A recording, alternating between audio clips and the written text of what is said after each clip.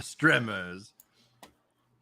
I don't know if that makes sense. Like, I'm trying to say it in a way that I'm not hurting anybody. It just like, yeah, makes total sense. Like if it was my birthday party, I would invite all the people I liked, but it's not. It's an information distribution venue. It has nothing to do with like who would have the most fun on the media tour. No. It is all about we have 1 month to get the last round of hype out the door. It's an interesting like juxtaposition essentially when it comes down to it, because at its core, it's where passion and then industry are colliding within people's minds, right? Because from an industry, from an objective goal of marketing, like that is essentially like what you're looking to phrase. But gaming is a feel good, thing. It's a, especially within an MMOs, it's a very community driven thing. It's a, so in that regards, like that's where you see that frustration kind of collide. Because one of the things that was confusing, like that we called out at the time, was like, okay, they had this list, and then and then the way they phrased it was like it had a lot of people in terms of like, but that's not my favorite, or that's not my favorite, or that's not my favorite. And that's where I think the conflict lied, as opposed to like, hey, we've been able to team up with these handful of different creators, and this is what the event is. And I think almost probably universally everybody been like, okay, totally makes sense. But it was the vagueness of like, oh, you didn't account for this person who's doing this really cool thing, and that person. It's like they either didn't have the reach, they weren't partnered in time, like at its core, that's just going to be what it is. How did the I see you were collabing with Ruri today. How'd that go?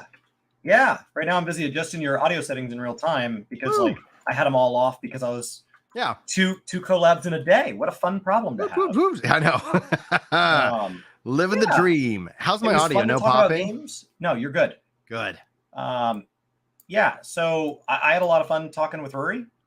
I like Ruri a lot. Yeah, and then at the end, it kind of spun off into a whole fun conversation because his word choices are different than mine, but English is not his first language. And so like, I think he doesn't take it very personally that like that was a chance to kind of talk about, since we cover a game that's in Japanese, like English as a second language is just a base component in the way we talk. And so I think there's a lot of like empathy and stuff. And so I think some people in chat, he is so good at English that I think people don't realize that it's not his first language by any stretch. Yeah. So actually, as he came in chat and was like, hey, like, how could I phrase that differently? I was like, no, I wasn't asking you to phrase it differently. Like, I was aware of why you said it the way you said it. And I didn't take offense because I knew the intent wasn't there. And so I just didn't get caught up in the weeds. But he's awesome. He's awesome. We had a great conversation about games and Monster Hunter and Souls games and WoW and 14, and we just consume games so differently that I always find him really fun to chat with. Kind of like when I talk with Eorzi and Archives, like it's just like we both love games, but we love them for such different reasons that like I just find it really fun. And our reasons aren't colliding. It's not like, oh, well, for him to have his fun, mine has to be less fun. Like we're both enjoying games simultaneously alongside each other differently. And I love that. That's awesome, dude. That's awesome. Glad you got a collab with Ruri today. That was a fun little treat as I was popping up and getting all this all these demo prep and everything ready for our delivery tomorrow. So hooah! Is there anything else? Like I can't remember if there was any other questions I was going to ask you this morning as we were jumping into it, but is there any like developments or breaking news or anything like that we need to talk about before we dive in? There's two main subjects overall that we're going to be covering on today's show, but I just want to, I'll give you the floor if there's anything that we should discuss. I don't think there's anything breaking. We got a live letter this week, so 14 will be pretty quiet until then. WoW's just kind of chugging along. It's doing really great. And it's just being WoW. Like at this point, people's biggest problem are with kind of, elements that persist from expansion to expansion. So like the way a meta exists or the way a community exists, like the content itself is actually in a really healthy spot. That doesn't mean perfect, but it's great. Guild Wars is back into Super Adventure Box time, which is a really fun time. Really fun time to be in Guild Wars. I'm sure Destiny 2 is making some people mad, but has great gunplay. I haven't really paid attention to too much. Destiny has that. It's that cycle. It's like, okay, hey. That's just my assumption without even looking at the news. I just assume people are mad and enjoying the gunplay.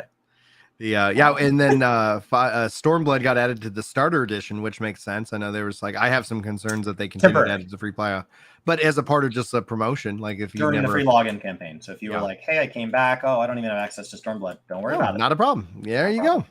Jump on in. And have you seen the Final Fantasy 16 stuff yet? I have not watched the Q&A. No. Okay. Because it's because it's a PS5 kind of centric experience, it's just more and more made me not want to engage. And literally, you could say it's day and date PC, and Square Enix is sending you a copy, and the amount of effort that has been presented to make it this Sony experience on behalf of Square Enix frustrates me to the point where I still struggle. The game looks so good, and I hope people enjoy it. And I love stuff about the maps and the lore, and I'm really excited for what it means for Yoshi P's career. And there's so much about it I like. The third-party exclusives on behalf of a AAA publisher frustrates me to no end. I just continue to wonder what the total impact on the game will be. Final Fantasy 15 came out, pushed 10 million units over 7 years. 10 million is not a bad number. That's incredible. But it was on every platform. And I do wonder if they count the Switch edition and the mobile edition in that 10, but who knows? And in that regards, with that 16 launching on a PS5, obviously getting paid for that exclusivity, because one of the things that I just kind of eye roll at is this could only be done on a PS5 or a high-end PC. All right, I get that was bought and paid for. Those words are, that check has been cashed. I get that. I can reconcile that.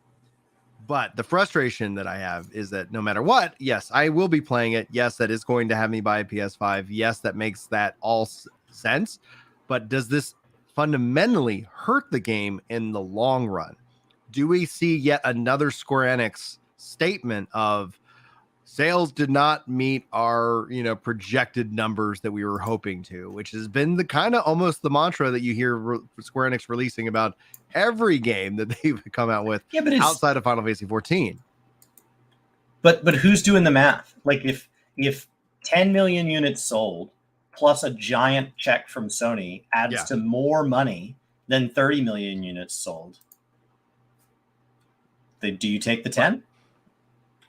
If it's more net money, the goal is the more money, right? The more money, more net money. So if Sony literally did a catch and kill and paid them and didn't even put it on PS5, and they just paid a big enough check, do you make games for nobody? Man, how awful would that be? Right. It just is an honest question. That's a thing in the news world. There are companies out there that they align themselves with a certain politician or a certain political ideal or a certain group, and they will purchase rights to a story for the sole intent of not airing it. If that happened in the gaming space and we found out about it, does that actually hurt the publisher? I know gamers would be upset, but does it hurt them? If EA... It's not about that EA has bought IPs they haven't published. If it came out that they bought IPs and at time of purchase had we have the intent, the whole reason we're buying it is so that people won't play it. Yeah. Would it hurt EA? As a publisher that I know for a fact owned IPs they don't do anything with, and there are many others. Right. It's not. It would they would make that check, but then I would think that especially if their games struggle. So I think it essentially hurts if the game doesn't have that good game armor to where you're no, this game is just that good, and it benefited because they didn't release this other game that they were paid not to release. Then that game becomes this mystery. I think then you end up having this marketing fan group or whatever. So I don't know if that necessarily would hurt you as long as you're capable of releasing good games. As soon as that becomes not true, all past sins then are dogpiled on, and you end up having people more or less rooting against you and doing that. But that's the key aspect. Is the game good? If the answer is not yes, then honestly, there's no other real conversation within gaming. That is the general rule. Bad game, everything we've been talking about, every fear, every label we can attach to you now is, it's not just, we stapled it to you. It's not even just loosely applied. It's it is all, we tattooed it on your forehead. But if it's a good game, then it's you just like, oh, nope, not a problem. Doesn't matter. Doesn't matter who we gave to, what we did, what we said, or who we offended. Good game. We're ready to rock and roll. Chat's asking, do you guys think other platforms will actually release for Final Fantasy 16 within the year? Within a year, no. At month 13, I would say that's a real possibility for at least PC. Mm-hmm. That means that they can let it pay Sony back for whatever they paid for the first 6 months or 8 months, and then they can begin a marketing campaign to justify like a resurgence of the game, and then they can time with that now also on PC. I assume it comes to PC within 12 to 24 months. Mm-hmm. That's my assumption. But if you announce that up front, then there are going to be people that go, I can wait. So I think there is an amount of money that Sony pays where in their contract it says, even though it's coming out at 13 months, do not talk about it. Do not talk about it. The assumption that I think could bite some people in the butt is that the phrasing is that Final Fantasy 16 will be console exclusive to PS5 until at least for 2023. So it's that there is I've seen speculation that January 2024 PC release is dropping, and most likely Epic Game Store is probably paying for that exclusives. It's going to be on Epic before another thing for Steam. Again, like Square Enix is literally like, hey, here's the thing that has value. We're going to go and just sell it to whomever wants to bid on it. And so I guess gamers also. And then eventually mostly platforms. But like we talked about this in relation to TV shows, like there is a general, I think, deflation hype that outside of the game that can only be done on PS5, according to Yoshi P and the marketing check. When it comes down to it, like for high-end PCs, for like I could honestly see this game completely skipping Xbox as well. Where just like with Final Fantasy VII-R, that game is not yet on an Xbox and it's been over 2 years, and where Sony is continuing to just re-up that value. And Roland says, I love that Sony argues Microsoft Xbox's monopoly for certain game company acquisitions while paying companies for exclusive rights to new game launches. And now it's not bad when I do it. And they've been doing it for a long time. Like Microsoft I cut somebody off in traffic, and I was in a hurry. Somebody cut me off because they're a dick. What a jerk! When Microsoft did it, that was a bad practice, and then they stopped doing it. Sony was also doing it, so they were kind of back and forth. Microsoft stopped. Sony has doubled down and tripled down on that mindset. In terms of just acquisition, not really acquisition, just like, hey, here is a product. Chris is smoking the weed right now. He's all shroomed out. I don't know. His camera is high AF. It's getting crazier and crazier. And crazier. Chili over in chat says that Sony not only is paying for development, but also helping with development. That is all paying for development. Those devs, if they've got any team working, that's ours. And that kind of makes sense because you are launching on a PS5 and you're trying to maximize, clear screen, maximize that effort and what is out there. So that's not really surprising to me, but that in my mind is all the same check. Like, hey, we've got exclusive marketing rights. We've got exclusive launch rights. We're going to do this, etc. And it's going to be interesting to see because whether they are owned by Microsoft or not, everybody knows that senators are, you can purchase a senator for more money than I have. And so when it comes down to it, like a lot of the people in Congress are like, what's going on with with Japan, all these titles and the Sony PlayStation. So if nothing else, Final Fantasy 16 might be a nice catalyst to some, I don't know, change that I doubt will ever happen because we're talking about senators and Congress people. So as long as it's in the news, then they're going to be interested in it. And outside, as soon as it's outside of the news and gamers aren't mad about it anymore, then things will just kind of return back to normal. All right, that was fun. Thanks guys for all the points on Final Fantasy 16. Now I want to talk to you, Chris, because this morning we had. No. I gotta go let the dog out. Go let that dog out. Boom, boom, boom, boom, boom. He's like, yeah, good boy. You can pet the dog. Break. I'm just gonna make a note. I'm doing my best to keep the timestamps so that like after the show, when y'all are, if anybody's watching the VOD, that they can easily just kind of get to the sections that mean the most to them. Oh yeah, expecting Congress to do anything. That is my Final Fantasy. Somebody's doing something in the alley, so all the other dogs are barking, and he's not allowed to bark inside. So he's like, "You gotta let me out. I have so much to say." All right, just carry the conversation. This is Julie's second phone call to me. 1 second. Okay. He's just out there barking up a storm. I can actually hear him in the distance, but my mic doesn't pick it up. But he just loves going out in the alley and talking crap. Just dog, dog, dog, dog, dog, dog, dog, dog, dog, dog. But he's not allowed to bark inside. So he takes off. And then because he loves barking outside so much, he has a rule that he has to come in by a certain time. Because I live in old houses, and so there's single pane windows. And he was running to the backside of the shed and barking into the alley. And it was ricocheting off the shed into my neighbor, into the person who lives behind me's bedroom. And we can't hear him because he's on the other side of the shed. And they're like, did you bring your dog in at like, let's say 9? We're like, yeah, we are so sorry. They're like, it's just been a rough couple weeks. Like, we had no idea. It was like, we always brought him in and then we built the shed. And he's like, oh, this is awesome. If I bark against the shed, it bounces the sound. This is incredible. Magnification, and we were like, baby. oh, our dog's gotten so much better. No, he's hiding his sound from us. He's a genius. All right. So Chris, this morning, the devs for Blue Protocol got together for their latest dev update, which essentially we were talking about on the live stream. It is the Final Fantasy 14 model. We're seeing more and more of these live service games have these regularly scheduled like dev updates. This coming weekend is the Japanese only network test for the game, but they sat down, walked us through this morning about everything that we're going to be able to go hands on with that.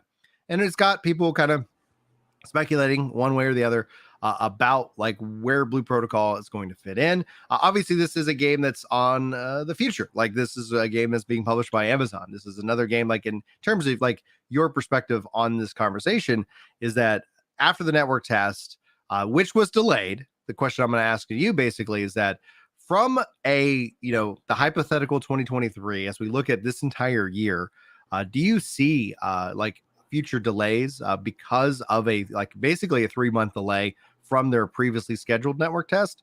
And does that going to impact the global market for this upcoming action MMO? I think that you look at a total catalog, and I think there are kind of release windows. Those release windows used to historically be kind of that like October, November timeframe or bust. Yeah. And the other time windows were just objectively for like, it was just harder to sell games. But as we've moved into an era where we have subscription fatigue and we have digital distribution and consoles are not always easy to acquire and graphics cards are not always easy to acquire, and like there is now a very, very strong market for any release window that makes sense.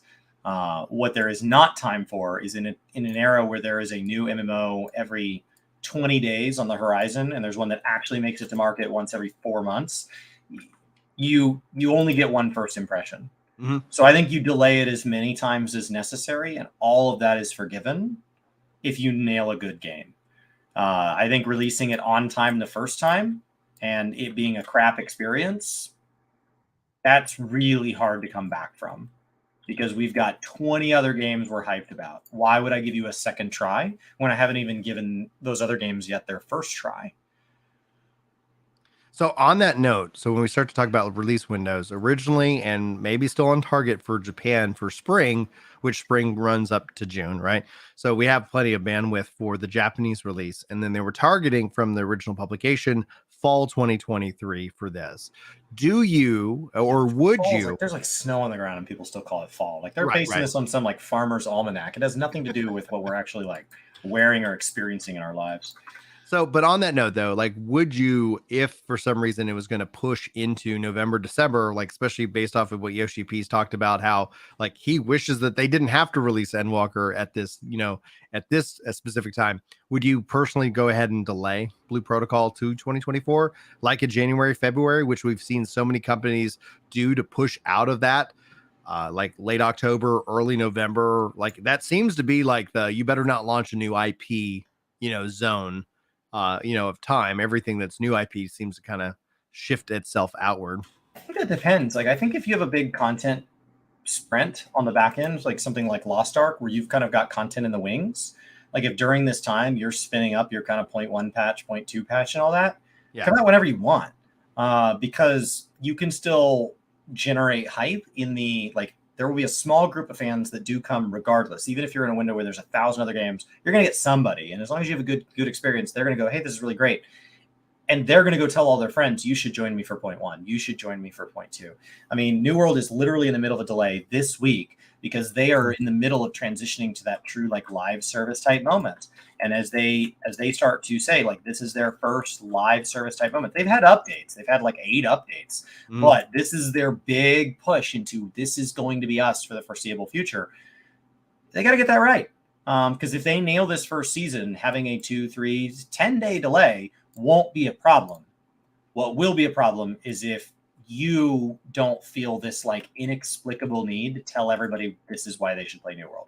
Yeah. Like, that's what they need. They need people who are diehard fans like you to be overwhelmingly convinced that this is a solid step. And they said they need more time for that. Yeah, I fully support that. I want to talk to you more about the New World, especially delay, because there's, we've got a new estimate of time, and I think that's going to be a really great conversation we'll have in just a minute. But the follow-up question on that For Blue protocol and you, because you're not my hype guy, like when it comes down to it, you're not the hype guy, which is really, I think, a really great thing because it is a great level set. However, I just want to preface that for anybody watching this highlight that is hyped about the game. Chris is he is your even killed. He's your blood sugar at its normal and natural and healthy level, continuing throughout, so that way you don't have these big spikes and these big crashes. That is who he is. And that's important to know because some people are like, oh, Chris is just like, he hates on games. Let me know he doesn't. He's like, can I play it today? No, but I want to kind of get a gauge, especially as we cast towards the future, for Blue Protocol specifically. It's a free-to-play game. It's got cosmetic gotcha mount, system. They say gotcha mount, not power, and then an overall battle pass kind of system. This is essentially what we're seeing with all of these games as a service: Wayfinder, Throne of Liberty, New World, etc. That seems to be where these models are pushing. What would be some of your like, Brian, I need to know more. Like, should I play this game? Like, what would be the 1 or 2 things that you would be like really excited that, to find out about this game? And at the same time, what would be something that would like be a red flag for you? Like, what is something that's going to be like, oh, already I know that I'm just kind of like, not even that I'm not hyped, but I'm just kind of like, yeah, you gotta show up to the ball. What do you think? Guaranteed to get me in is like, there has to be some element of it that's going to move the needle in a direction that the games I'm playing now aren't. Okay. So today, Ruri found out I'd never played Mass Effect, and he talked about how my save file from one Mass Effect game goes to the next. I'm interested. Like, I want to know more. And I understand that I'm talking about a game that's way old, but like, that's like that sort of moment. So when you talk about a game that's browser support, when you talk about a game that's entirely, like in the cloud, or when you talk about some game that's going to move the needle forward, I'm immediately interested, and just because I want to know what that looks like. Now that's usually incredibly ambitious, and so like Ashes of Creation is promised to move like all of the needles forward, and so like it comes with a high risk component, but I'm definitely looking. It's very much that like, what the hell are they doing over there? So like, that's somebody juggling fire. There's a lot of reasons not to juggle fire, but like, if you're asking me why would I look at a game that's not available, juggling fire. Otherwise, I'm just going to wait for it to be available. Like, I have time in my life to play games. I have a lot of time in my life to play games, but I don't really want to use a whole lot of that time talking about games, since there are games that I could be playing. Like, if I say I'm going to play WoW on Tuesday and they say, hey, the game's down for 24-hour maintenance, it's a really easy time. Like, unless I have something I want to talk about in WoW, it's a really easy time for me to play Final Fantasy 14. Like, it's just an easy time. We live in a great time in history to just play games. If I go to play Call of Duty on a Wednesday night with my brothers and the Call of Duty servers are offline, I'm not just going to sit and stare at my wall. I'm going to play a different game. And so when people get hyped about a game that literally isn't even sure of its release window, it's just like, cool, I guess tell me when it is ready for its release window. Like, my buddy texted me a few weeks ago and said, do you want to see John Wick 4 opening weekend? I'm going to buy tickets at 6:20 on a Friday. Yes. And then I didn't think about it again. Like, gone. Like, I agree. Like I just don't want to have any spoilers. Nothing about the movie gets better than if I just wait. So I just forgot all about it. And then like that week I was like, oh, I'm going to see a movie this Friday. That's cool. And that's it. That was the extent of my hype. And yet, like, I went to the theater. We saw it at an Alamo Draft House, so they play the whole like previously on John Wick thing they've cut together. Had a great experience. It was a wonderful movie. I really enjoyed it. So like it didn't take away from the joy of the movie. And yet I can see a lot of ways that like if I had built the movie up into something that it wasn't, or if I had gone and gotten invested in something that didn't end up being kind of represented the way I, wanted on screen or something, like I can see ways I could have made the experience worse. But I had a really great experience. And it's like, I just don't want to jeopardize that. As we transition to our next topic, Chad, and the Legendary Edition of Mass Effect is a part of EA Play, which is also a part of Game Pass. So if you ever felt like sitting down and going through that, that would be probably the best way to experience it. Unless there's been issues with the Legendary Edition, I'm not sure because they remastered it, and I actually have downloaded it because I was like, oh, I'm going to take Julie through Mass Effect, and we just haven't had time to sit down and play it, but. So the second half was what would make me not. Yes, yeah, there we go. Any giant monetary red flag. The phrase NFT, play to earn. When they present 27 forms of monetization and a trailer that shows the game's title, but I still don't know what the game's about. Those are my red flags. When there is a sign that there is a dev studio, that the number of people between the devs themselves and me, whether it's marketing or people managing the finances or big C-level production type people, when there are so many people between me and the people who wanted to make a game that like I can't even see the game, right? Like they said, hey, do you want to go on a date with this person? You're like, yeah. And then you get there and they're sitting on the far side of the restaurant and everybody in between shouting and you're like, they seem nice. I don't like, are they over there? Like that's what happens when you have all these people in between where I just can't even get to the gameplay. That's my red flag. When these companies come out and they're so excited about inventing a new monetization strategy, like you should be inventing a new monetization strategy because you invented a gameplay loop so interesting that there's no easy way to make money doing it. And you're like, well, I guess we need to come up with a new monetization strategy because I'm not willing to back down on this amazing gameplay experience. Like that's why it's like, could NFTs have a space in gaming? Sure. But only once somebody's come up with a game that's so unique that NFTs are the only thing that can solve it. But the game itself is already fun and they don't want to back down on that. Instead, it's like, hey, I want to do NFTs. 10 ideas on how to have a game that could do that. Like they're coming at it from the wrong angle. Right. Yeah. Every dev that I've talked to that's actually in this space and working is like, if you're coming from it, the play to earn mantra, your game's already doomed. You got to come up with a really good gameplay. And then the challenge is to figure out like what NFTs could actually bring from a value perspective and how that can be enhanced in that aspect. One of the things, like you see a lot of the crypto NFT bros like out there, just like, it's just insane because like they have this delusion. And I, as a developer, I'm like, yeah, it's cool that if you had this NFT, right? Like this is a utopian experiment. Like this is like one of my problems when it comes to people who review MMOs is that every MMO is compared to this MMO that does not exist. It's like, oh, this is the perfect MMO. How does X game stack up against perfect?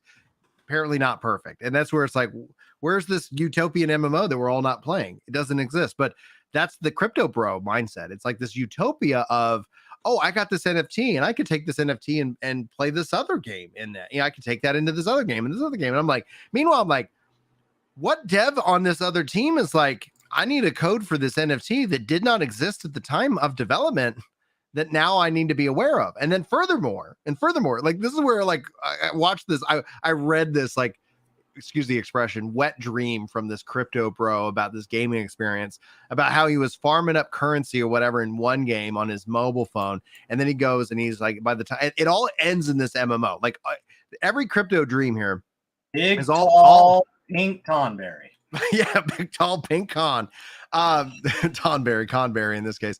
The every one of them ends in an MMO, and then it's like, and you have just legitimately screwed over any kind of economic balance that you could think. And all I think about is like, imagine me like, all right, if I want to raid in this game tonight, if I want to play, I better be doing these 30 different things just so that come this weekend, like people complain about how WoW did it. And this would be like, okay. And so I just think it's going to add just so much extra level of stress that it just isn't going to be worth it. But who knows?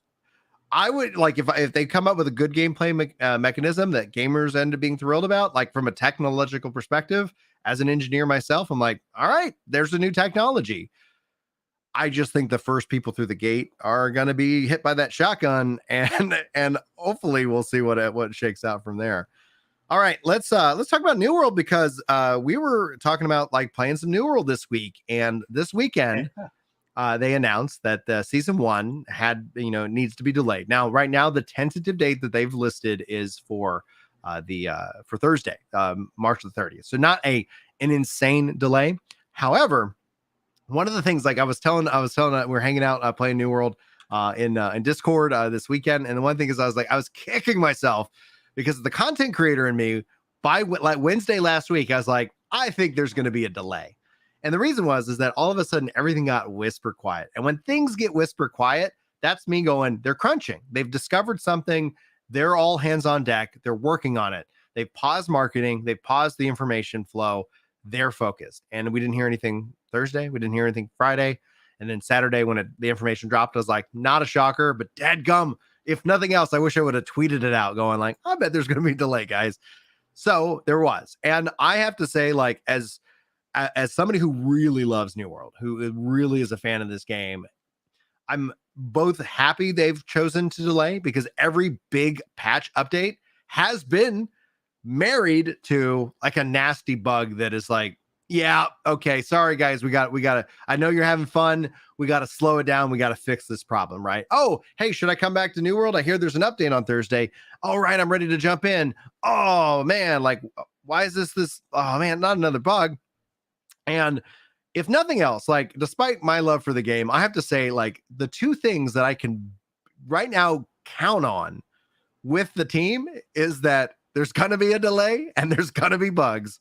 And that just seems to be an unfortunate narrative that they have cemented in the last year and a half of updates. And it's unfortunate because no matter what, like people will look at that and they'll be like, all right, I'm going to write it off. Even though that I do actually applaud them for finding it, having the ability, because marketing is its own team. Like there's all these teams and they're all trying to do these things in relation to the bigger, broader story now of AGS with other games. We're waiting for Throne of Liberty. We're waiting for Blue Protocol. We're waiting, like Lost Ark's all out there. So you got like all of these different pieces that you actually can control. You don't want to step on your own, your own message. You don't want to sit here and be like, hey, we got this. And by the way, we just also in this other team have now completely taken that hype away.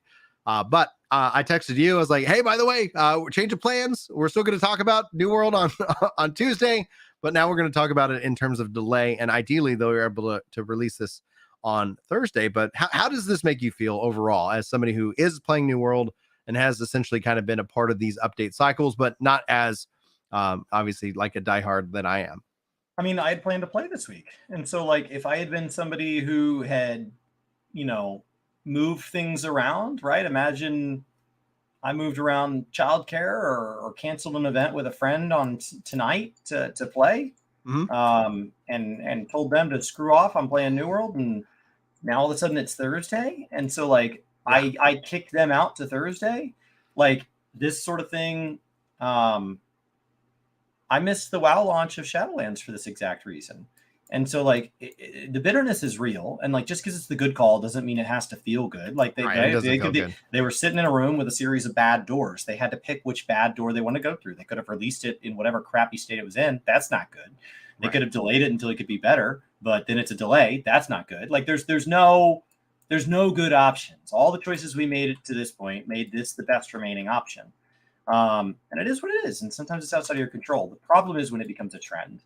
When it's a one-time thing, Final Fantasy has had some patch delays over the years.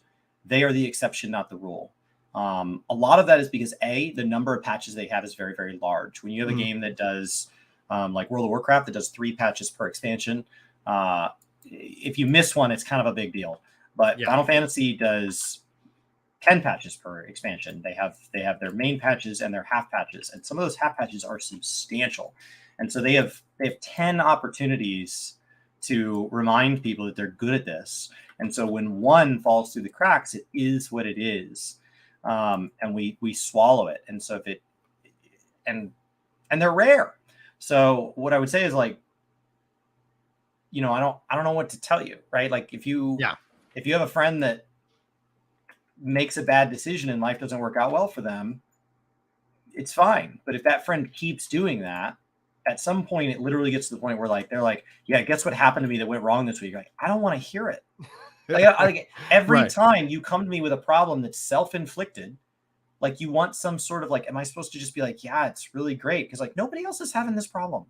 Like everybody. So at a certain point it's you. And so like like it's fine on its own. It is what it is. But what I will tell you is like, as I started to get more invested in the game, as I start to have goals in the game, if this happens this time and then it happens with the next season, and it happens with the next season, what it means is then they're going to have some like, okay, we're coming out of the patch at the end of the quarter, and it's going to make this big thing. So we have great quarterly, monthly active users at the end of the quarter, right where we want it. They won't, because players like me will go, cool, you scheduled an update for the 28th of May. Great. I'll probably set aside some time in like June or July to give that a shot. I don't want to set aside time in May because it's not actually going to come out. And then if it does, you're going to be like, well, where'd everybody go? I don't trust you. Right. That trust is continually tested. And that essentially at some point you're like, all right, you got to earn that.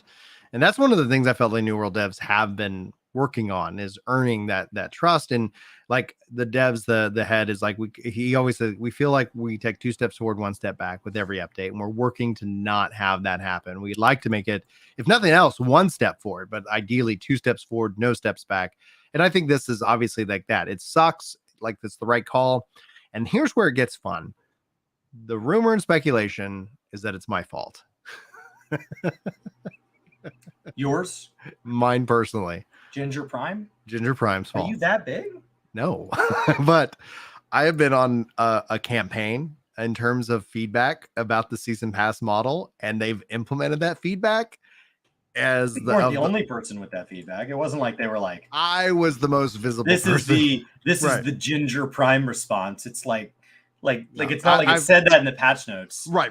Many of you had some feedback on the way the Great Sword was working, and we changed that. And Ginger Prime had some feedback on the season pass. So we've also implemented, they're getting Gingers, hundreds, man. if not like thousands of feedback reports that probably all say the same freaking thing.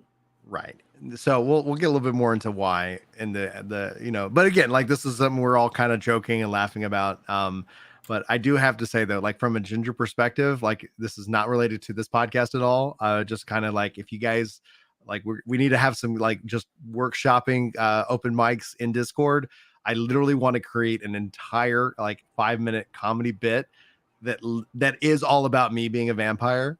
But so anyway, just stay tuned. I've been writing a lot, trying to come up with lots of little things, but that's the only thing is like Gingers. Anyway, on that though, so I was the one who has been talking to the devs specifically. Like we've been reaching out through DMs and then in the forums. So there's a lot of me and them going back and forth on this. They've implemented that feature. It's really great. This is the XP having some value in regards to the season pass. So what you're doing is you're generating 10,000 XP per, and then you get 25 seasonal XP for every 10K player XP that you gain.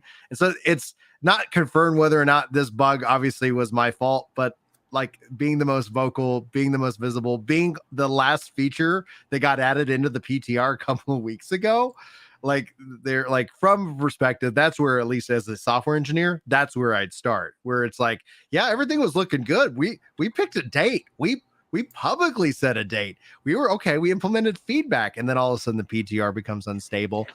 So if that ended up being the case, everybody, a formal apology if you schedule time off work.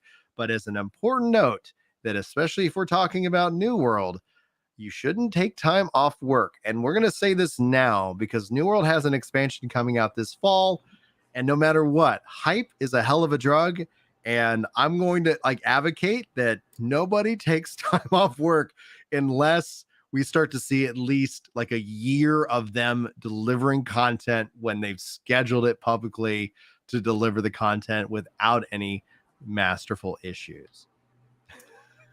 Or have a really flexible job. Yeah, there are people that have jobs that like they're like, hey, I know I said I needed it off 2 days this week. I'm changing those days to next week.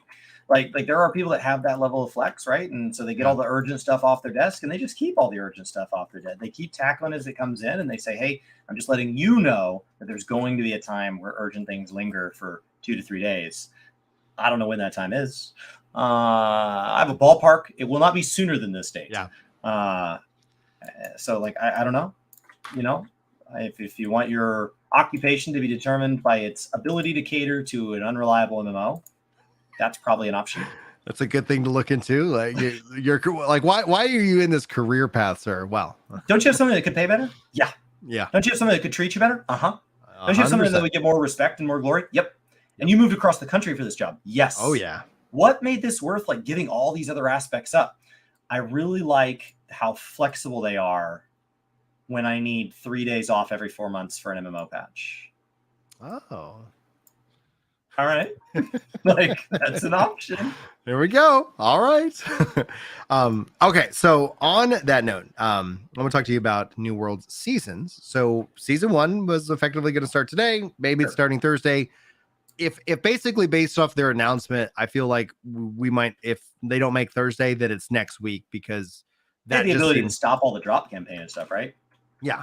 If you remember that Halo Infinite shipped all their all their monster cans and stuff, like those just went out. Yeah, like, exactly. I don't know. We already made the monster. Yeah, 100%, dude. So it's like, okay, well, I guess hold on to those cans. The on the seasonal note, one of the things that you said I want to talk to you a little bit more about, because like we've talked about at the start of the show, Blue Protocol, more and more battle passes, more and more that seems to be kind of what MMOs are working to adopt. Wayfinder at PAX East, they talked about how they're doing their seasonal model, and their seasonal model is based off of exactly what you said. What if you could only buy the season during the season? And that makes sense from a sales perspective. If you have to have FOMO. Would you want to see New World follow suit? Like, having, not yet seen a battle pass added into New World, would you want to see that to become the standard model in terms of is that the right amount of FOMO? Yeah, I think it's a nice compromise. So the idea is moving it from a literal FOMO, the fear of literally missing out, to a vaulting. So what you say is we are going to sell, like when Disney sells a movie out of their vault, you buy that movie, and then when it goes back into the vault and it's no longer for sale, you still own your movie. So what you're saying is effectively the same thing with season passes. This season pass will be for sale during this 3-month period. And if you buy it on the first day or the last day, it doesn't matter. That content will be yours to consume at your own pace. So if you buy it with 1 day to go and it takes you 6 months to get through the content that progresses it, it is yours, and all the rewards and whatever loot comes with it. And that's yours to have. And I think that's really fair, as opposed to this idea of I have to decide at the beginning of the season if I'm going to be able to play enough to finish it, or else it expires. So it's there's a weird FOMO on the FOMO on the FOMO. Mm-hmm. So I think the vaulting is, in my mind, the next logical iteration. It doesn't mean it's perfect. In a perfect world, everybody would just have what they wanted and we wouldn't have to worry about money. But it pays homage to the fact that FOMO works. They're going to use FOMO. So it says, I respect that companies need to make money and that this is a wildly effective tool to make money. And I'm just going to admit that exists in the world, and I'm just going to move on with my life. Now, how do we do that in the way that is the least predatory? And that starts to say, when you own something, it's yours. You're not buying a pass to something. You're buying an experience. And if that experience takes you at 2 hours a week, it takes you 10 weeks. Or if you play 20 hours the first week, you're done. That's fine. Play at your own pace. It starts to be a lot closer to buying food that doesn't expire. And so if you want to buy Spam in 2001 or you want to buy Spam in 2023, it doesn't matter. You could eat both cans tomorrow. It's your call. It's your call. So I think season passes could operate more like that. And then it also gives them the ability to bring old season passes back. Yeah. And so if we're in season 10 and they say, hey, season 10 is about Shadow and Assassins or whatever, then you can say, hey, we've grouped together 1, 3, and 8, which were also about Assassins, and those are available for a bundle. And if you already own 2 of those, we'll actually break that out into a per unit price. So if you just buy the bundle, it will complete the ones you own, and you can now complete the set. And if they want to make some extra like mount skin or something, if you complete all 4 seasons, they can even incentivize that. Yeah. It starts to make that legacy content that can be brought back. It's done so in a way that doesn't punish anybody for having bought or not having bought it in the past. It just says like, hey, here's the price for now. This is when it's on sale. When that ends, it ends. And we're not going to take it away just because it ended like that. I don't know. I find that wildly frustrating that like I can only buy a concert t-shirt during that concert tour, but then when the tour ends, you take the t-shirt away. Like well, you didn't wear it enough times, so you don't get to keep it. Why? Would you want to see subscription-based MMOs like Final Fantasy 14 and WoW shift to this kind of model with essentially the season pass where you buy it and you own it, even if they had that level of FOMO? No. I don't like when companies shift monetization at all. Like there are times it has to happen. That's a reality. But like in a perfect world, assuming it doesn't have to happen, I think that when you release a game under a monetization structure, that's an agreement, right? And so you are a restaurant and you've decided to open up as a buffet restaurant or a fixed menu restaurant where you pay one price and you get a very specified menu, or a seasonal restaurant or a pay a la carte restaurant, and you have picked your method. And what I don't want is I've gone to Taco Bell 27 times, and then the next time I go, the price model changes. And I'm like, man, I'm going to get 3 tacos. And then I get to the front and like I'm like, okay, I want to pay 3 tacos. And they're like, well, have you paid for our seasonal access to our taco menu? No, like I'm just going to walk out. Like, no, I don't want anything to do with that. Especially in this case where like you've invested in a character. The idea that I invest thousands of hours into a game that by its very nature, I've agreed with their monetization model. Whether or not everybody has, doesn't matter. I have a character in Final Fantasy 14 with thousands of hours because it's a monetization model I agreed to. And if they change that monetization model, I don't get to reevaluate the relationship and say, well, I'm just going to take my Warrior of Light somewhere else. No, my Warrior of Light is now locked behind like some other method, and I lose access to my thousands of hours. Would you want to see, like when we talked about yesterday's show, Square Enix's next MMO or something like that nature, would you want them to go with this kind of model? Like, with the next MMO? Yeah. So whole new business, whole like, hey, new character, new story, new game, etc. Is that the model that you feel like is going to be the dominating model for the genre? Yeah, I think if you opened up a big 5-star restaurant and you say, man, what the world needs is another fast food chain, and you say, I'm going to go back and I'm going to make a new model and we're going to have a different quality of food available to a different type of customer. The dining experience is no longer 55 minutes. It's now 3 minutes, limited menu, meant to be served out to people's cars. Like, that's fair. That's very, very fair. It doesn't bother me that and actually there's something really interesting about I wonder what a 5-star restaurant chain would bring to the fast food space. So something even kind of exciting about Final Fantasy 14 or World of Warcraft saying we're going to come out with a different style of game as an idea, right? Yeah. Like Diablo coming to the mobile space as an idea sounds good. Like imagine if somebody with that level of one of the big problems with the mobile space game is a lot of core gamers say those aren't real games. Well, now you've got a company that makes real games coming to the mobile space. That's a chance to move the mobile space forward. The reality of that does not always add up. So like Diablo Immortal did not end up being like, this really upped the game of mobile games. Like it didn't. Right. All right. So on that, let's go ahead and I'm going to dive into a wonderful community comment and we'll get to as many as we can. This one is coming from Ventus. Hopefully I'm not butchering your name. Ventus says, I see the homogenization more like archetypes. With the Paladin update, it flows like Gunbreaker with a more double 1-minute rotation, where the Warrior and Dark have a long build-up within its rotation. But even through these two groups, they have a similar archetype of combat flow. Paladin and Gunbreaker don't feel the same, while Warrior and Dark feel less similar now, to me, than they did in the past. I think the design of these archetypes, while still letting these classes have their identity, is the perfect balance. Well, balance. Melee caster DPS archetypes, for selfish or not, helps differentiate each of the jobs and their roles. And for healers, I think shield and regen or what I would say is proactive and reactive healers, works as a whole. But Astrologian feels weird since half of its identity was its flex nature. In general, Fizz range has a balance of Bard being a party-wide buff, Dancer being more of a one-target buff and area buff heals, while Machinist has the damage focus. I think that they just need to do more with the role. What I call the Archetype's X identity system is what I'm seeing can definitely work to help keep players feeling powerful, but keeps one from being head over heels better. It would just need to be refined more. And for the context of this, we were talking about the homogenization and uniqueness of jobs versus the fun or the balance of jobs. So, Chris, you got any thoughts on Ventus's comment here? So, like, Brian and I don't clear all the Savage. Between us, we've never done Ultimate. Between us, we've never solo cleared a deep dungeon. So, like, Brian and I, as far as like where the balance becomes down to those single percentages, we're not the type of player that is affected by this, because neither of us is playing at the skill level that 1% difference is because of the class and not some mistake that we made.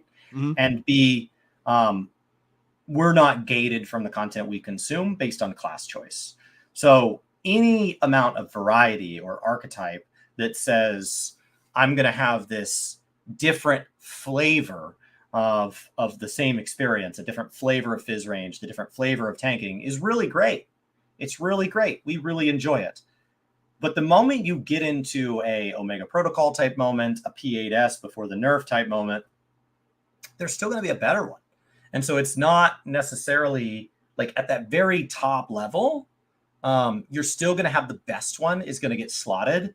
And once the best one gets slotted by the best 8 players in the world who get the first kill, it is going to make its way into the community as a whole. And you're going to have people down at the bottom that are making mistakes in their rotation saying, well, Machinist isn't welcome in this content because you have to have either the single or party-wide buffs in this example. And they're still going to exclude Machinist, even though in reality, a Machinist that plays well is going to outplay the Dancer that they ended up bringing. It doesn't matter. The meta is still going to be driven by the meta, whether or not it's logical. I think this whole comment is very, very reasonable. This idea that to get away from everybody being the same, we should give each person their own flavor, this identity, this archetype, this theme, and then they're always bringing their own take on the role as a whole with their theme. And every time you add abilities or take away abilities, you go back to their core thesis statement and you say, I want to further perpetuate the theme. So this is about lots of movement, or this is about these various type buffs to other players, or whatever each character is about. And you can further make that canon by telling that through the way that, when we have things like class and job quests, if we ever go back to that, you can describe them as that. You can have their tooltips as that. You can have the flavor text in their weapons like that, or their relics or whatever. You can really drill down and make a paladin feel like a paladin and a dark knight feel like a dark knight. That's super duper duper cool. But the moment that people are on Proto Crater and they're just getting slammed into the ground on the same mechanic over and over and over and over, you're going to have the same issue. And you're going to have people are going to pick the best one. And so then what's going to happen is you're going to have a bunch of people who like Machinist, but hate that they don't get invited because they don't have buffs. And the logical choice from a balance perspective is, well, we'll just give Machinist a buff. And then all of a sudden you're like, oh, so they're all pretty much the same thing. Like the moment you say like, well, if people aren't bringing Dancers or Machinists in this mythical example I'm making up because party buffs are the best and Bard's the best in whatever patch cycle, then all of a sudden you give Dancer and Machinist a party-wide buff and they're all the same. And that's how I feel about tanks, is I feel like, as somebody that's not affected by World First Prog, but like it feels like over the years they've just slowly removed more and more of their identities to the point where they can all do everything. And it takes the very cutting edge content to make any difference between them whatsoever. Otherwise, they start to feel a lot alike. And it starts to feel like, oh, so you're just determining what my weapon glam looks like. Like it doesn't, none of it matters.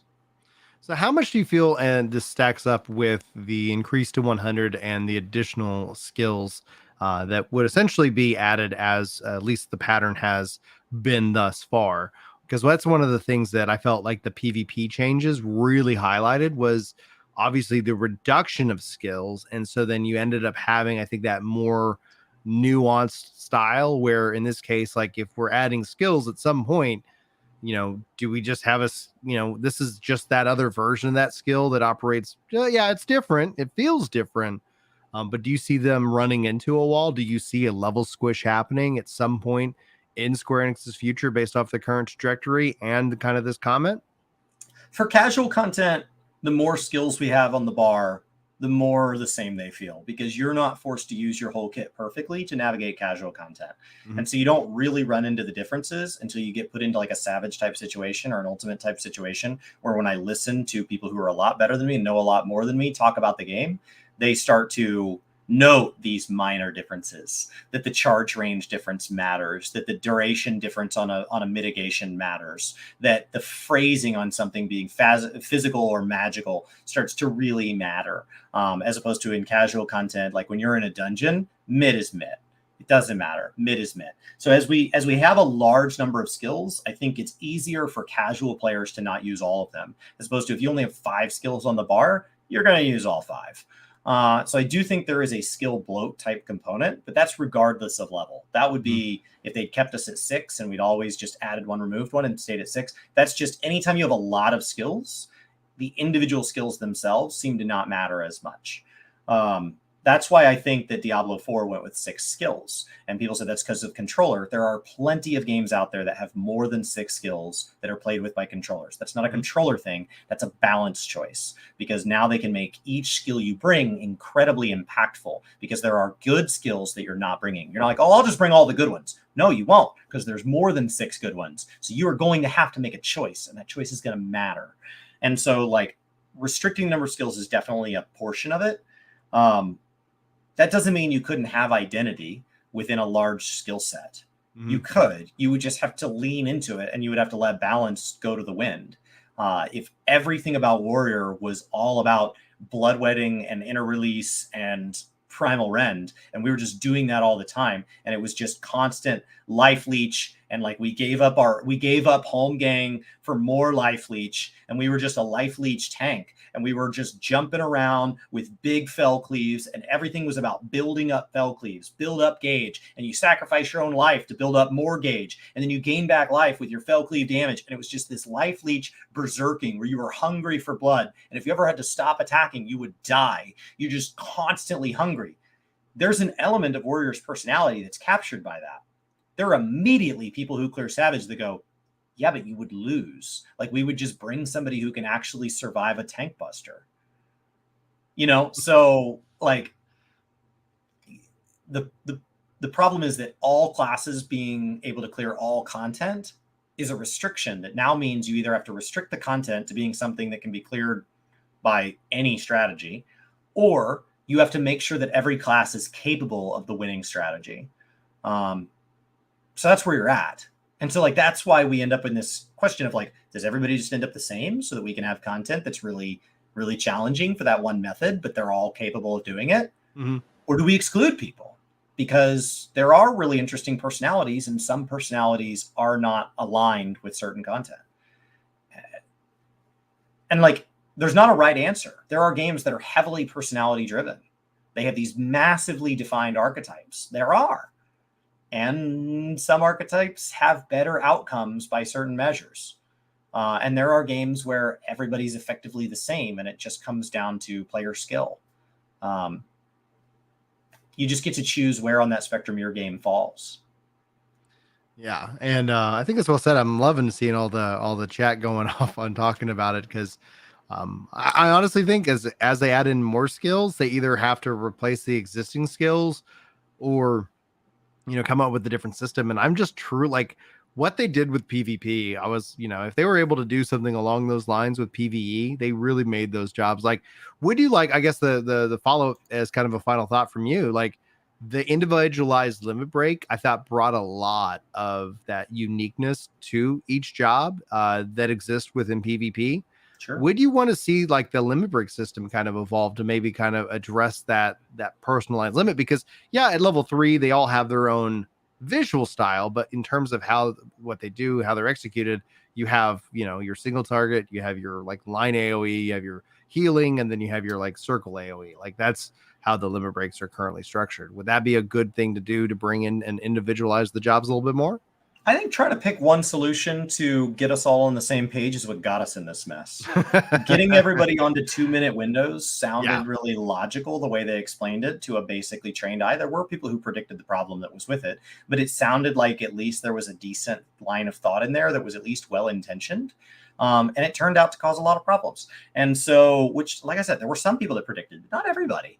And so, like, I think coming up with one universal solution. So I think the thing to take away from PvP is not, there's something really cool about PvP, let's export it to the rest of the game. The thing to take away from PvP is a different mode and it is played in a different way. And your job responded to that by developing a toolkit that was specific and well-designed for PvP. And so my question then is, when I'm in a hunt train and I have why can't I just have a personal limit break and there's crazy personal limit breaks going off? I know why we don't have personalized limit breaks or class-specific limit breaks in Savage or Ultimate. It'd be impossible for balance. So why don't we separate? Why don't we just draw a line and just slice it and say, open world, our classes function inherently differently. I am not learning how to AoE on a black mage in dungeons in open world anyway, because I'm not pulling like that. Right. So why not just give me a different tool set in the open world than I do in dungeons, and then have the dungeons become training grounds for raids and the raids training grounds for ultimates. So I have my instance skill set. I have my casual content skill set, which is maybe available. Let it be available in like alliance raids. There's just 24 freaking personal limit breaks going off. It's insanity. Who cares? It's crazy content anyway. And so like you can have moments where you kind of break those rules. Exploratory zones break a lot of rules. And so like, why aren't we just, what the takeaway from PvP is literally, what if every job got to play like a limited version of itself? It's Blue Mage. It's shenanigans. Every job, when it kills you, feels like, oh, that job's broken. Like it feels awesome. Every job feels awesome. Yet when you play it, it doesn't seem to be broken. Seems to be fine. And like, I love that about PvP, that I'm like, oh, that's the worst thing, man. That bard silence is the worst thing. Oh, that samurai instant one shot. That's the worst thing. Oh, that warrior, like every job's the worst thing, because every job got to be this fantastical, crazy, super stand tall pink Tonberry version of itself. And it's all so proud and so just like fully erect. Izzy writes, if dungeons are your end game, yes, homogenization sucks in this game, but if ultimates are your end game, each job is going to feel vastly unique. That one job change can create a massive difference. And that this kind of, for me, I guess the question is that does this echo that the like Criterion dungeons kind of are a miss? Because when it comes down to dungeons themselves, like I like, yeah, like you could end up having more of that dungeon style end game, which right now as it exists, it ends up just being a time attack without a time attack. What do you think? I think that saying a system is balanced because it works in the content that 90% to 99% of every server is literally not even going to attempt is a flaw with the system. So that may be true. Pride is ranked like top 20 in LoL achievements for the world globally. So like Pride knows this game at a level of intimacy that I will never know. And so like that may very well be true. But if that's the true answer to this conversation, that it is really interesting when you play at the top 1% level, that's a problem. Like that's a huge problem, right? Like if people say you're a dick all the time and they don't know how your wife is even married to you, and you're like, well, actually, after you spend about 1,000 hours with Brian, he's really nice. No, like you're still a dick. Like, because most people aren't going to spend that 1,000 hours. They're not going to get there. So like, I don't have any ability to refute or agree with the fact that ultimates may make the differences between the classes feel really distinct and amazing. My question is, how do we back out and make them feel different in dungeons as well? Mhm. I don't want to break ultimates. I think that's awesome that those are there, and I think that's really important. And so that's why I hesitate to say, like, well, let's take some element of PvP and inject it into PvE. That's going to break things way downstream from me. There are going to be people that are surviving on water further downstream that I don't know about, and they're going to get impacted by this. So my question is, like, how do we go in and maybe make dungeons more interesting? And I thought Criterion Variant was going to help breathe some life into that, and it still might. It might. With 6.4, you know, that's where they are going to pick that up and continue that system. And so this will be 6.4 will be that opportunity from feedback of the original Criterion and building that into this next iteration of Criterion, because we knew they were taking 6.3 off to focus in on, you know, Deep Dungeon and the other, you know, revamping the other like story dungeons. And so ultimately 6.4 is where they're like picking back up. And, you know, it's been 8 months. So they've had ideally some time to be able to hear the feedback and then start to implement that. So I really hope so, because I think Criterion could be a really good piece of content for a lot of people at its core. So that's my question. How do we make it fun for everybody else ideally without having to displace the ultimate people? Like, I don't want them to lose their fun, so I have mine. I believe we live in a world where it's not a finite amount of fun. And it's like, you know what? There's too many of us. We're just going to go take the fun from the ultimate. Don't do that. Let them have their fun. And so maybe there are additional class restrictions for ultimate that make it an interesting problem to solve. And then there are less class restrictions in dungeons so that we get access to a version of our skills that are just a little bit too much shenanigans. Limit breaks really don't mean a lot to me in dungeons. And so maybe that's a chance for those to work a little bit differently. Because limit breaks really aren't necessary in dungeons. And so maybe we are on a personal limit break. Maybe we do only in dungeons, but when you go to 8-man content, trials, raids, when you go to full party, you move to a shared limit break. I don't know. Maybe limit break's the answer. Maybe it's not. But like, I do think we're at a point where, like, definitely when I'm doing open world stuff, tribals, hunts, any of that, it definitely feels like at that point, my class should function a little more completely. Making a healer feel like a healer in the open world feels weird. Like, you know, in PvP, they slap. Like, let's let them slap. Yeah, absolutely. Now, on that note, I see a lot of really great comments flowing in on live chat. So I think that's the conversation that we definitely need to continue on into the show next week. So be sure, if you're watching this is a VOD in the archive, or is this is a highlight, drop those comments that you guys want and your points, and we can pull them up like we did with Ventus here. We've been collecting the various comments. I literally have, I think, probably about 20 or 30 comments that we might end up just doing a show that's literally just going through all of everybody's comments, but I've been enjoying bringing those into the rotation for the shows going forward. So guys, thank you so much for being here. Like, sub, share, all of that great stuff helps out these videos, these VODs, all that stuff. And I hope that you guys all have a fantastic day. Chris is going to be continuing over on Twitch like he normally does. Links are all in the description and pinned and yada, yada, yada. So go hang out with him and continue the conversation that we were just kind of wrapping up, because that always is a great way of helping us create ideally really good content that you can grind it out to in any MMO that you're playing. And then we'll keep you guys up to date on all the other games that we're interested in covering, and so much more, because 2023, it's a jam-packed year. Like, this is a holy crap. And, you know, and I'm just thankful in a weird and awkward way that I'm sure is going to, you know, give me all kinds of internet points that Ashes of Creation clearly is not coming out this year. So thank you. So it's like, oh, I don't think I can handle that. But we'll have lots more to cover for you guys. So on that note, Chris, do you want to take us out before I hit end broadcast? Yeah, guys, thank you so much for being here. We will see you Friday morning, super early, for the live letter, both on YouTube and on Twitch. Brian's going to join me for this one. And so that'll be awesome. Thank you guys so much. Be sure to follow if you like just Brian, that's why Ginger Prime exists. If you like just me, that's why Gaming Kinda exists. And Work to Games, where we talk about games together. That's what it started on. That's what it's gone back to. And it's been a good time along for the ride. Thank you so much. Heck yeah, thank you. And for positivity, drop in that comment as we were wrapping up. Maybe I'll go toss a video over on New World Central for you to kind of dive into that thoughts, because we were out of time. So thanks, guys. End the broadcast, and we'll see you next time.